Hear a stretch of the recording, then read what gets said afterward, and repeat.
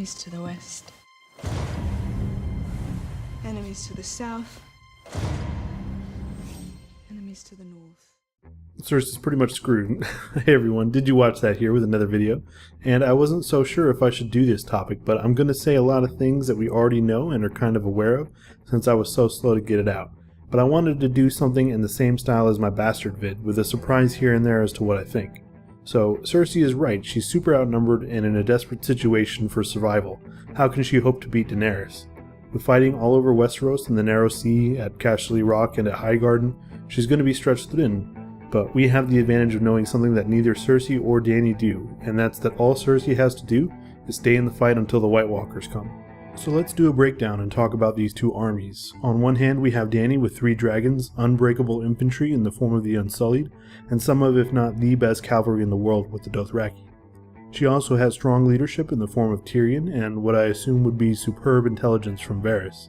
She also has able and strong commanders on the ground in the form of Grey Worm and Jorah, and her army is fresh with strong support from powerful allies in Dorne and Highgarden, whose armies have mostly avoided any fighting and should be fresh as well.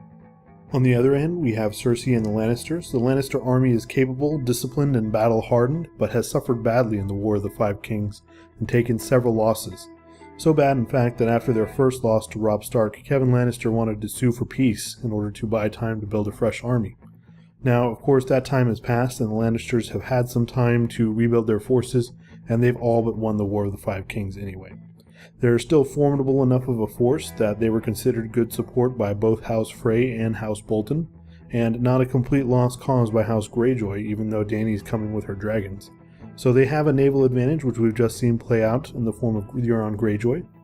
They have capable leadership in the form of Jaime Lannister, and arguably one of the best field commanders in Westeros in the form of Randyll Tarly.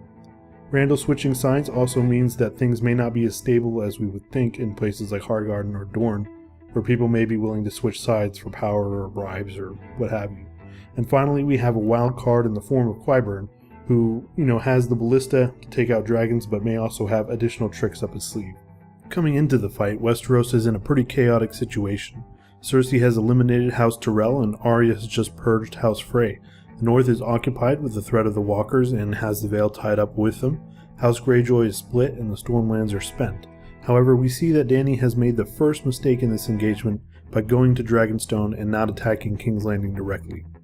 Going to Dragonstone only makes sense if you're immediately going to take King's Landing and decapitate the Lannister leadership on the spot. It would be a major blow to enemy morale and could have won the war on the spot. Instead, taking the rest of Westeros gives Cersei time and gives her home field advantage, which means that Dany will take unnecessary losses and waste time. Dany should spend less time being a dragon and more time reading a map.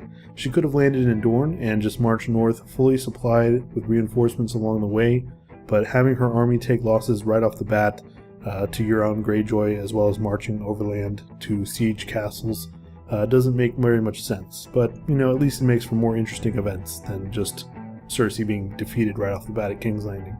So let's talk about the fight itself, and this is where I'm going to diverge from my bastard video.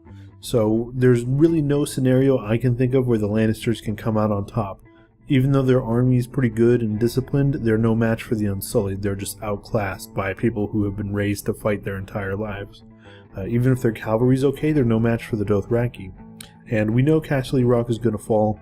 We know there will be a fight in the field between the Dothraki and the Lannisters, and it's probably safe to say that both of these fights will be soundly won by Dany.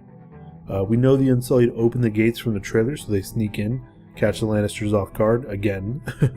We know that Jaime is in a rough spot as well. Really just like the Battle of the Bastards, Dany's army seems unbeatable on paper. If they meet the Dothraki in the field, even though a shield wall is a technique that has defeated them in the past, they're too outnumbered, and Drogon can fly over and just hit any group of soldiers he can.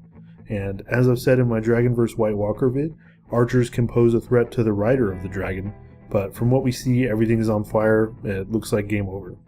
So if this conquest is so cut and dry, why do I think that Dany's not going to be able to deal a knockout blow to Cersei that all Cersei has to do is survive? So the reason I think this is because it just fits in with everything else. Dany's already made the mistake of dragging this fight out if she doesn't immediately take King's Landing. So taking the Rock, defending the Reach in Dorne, she's lost too much time, and we know she's got to turn north to face the White Walkers. Once they come in, once she has people that she trusts, that sees them, she's going to have to make that move. We've got another season to fill after all. We also know from Maggie the Frog's prophecy that Cersei's supposed to be killed by her brother. We don't know which one, but it seems that Jaime is going to be closest to her. So why would she be killed by Daenerys by taking the city? We also have the scene in the House of the Undying of Dany not touching the throne that I've touched on in other videos. So she may not ever really get the Seven Kingdoms even though she conquers them. I also think that there's some evidence that Dany may rush off north of the wall in an attempt to save Jon and the others. We can see from the trailer that there's some fire that's been lit on the ground, and that could have been something set by Jon and his crew, but if they're sneaking around up north, why would they have a prepared position where they can light fire to defend themselves?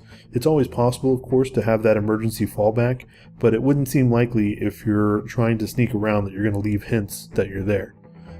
So we've got some potential spoilers that Dany could be headed north. So there you have it. It's just a quick vid. It's not as in-depth as I would normally go, but who really thinks Cersei's army is going to beat Daenerys's?